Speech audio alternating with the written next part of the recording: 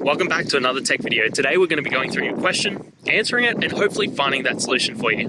Guys, remember to stay a little bit crazy like me and find that resolution. Now, let's continue on.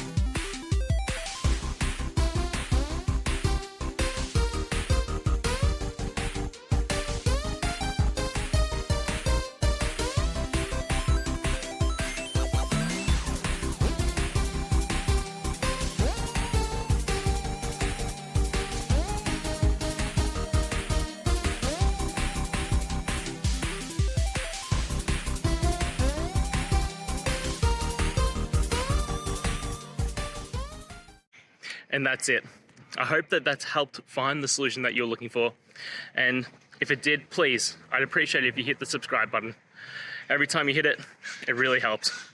Now, I'll see you next time you need some technical help. And until then, have a good one.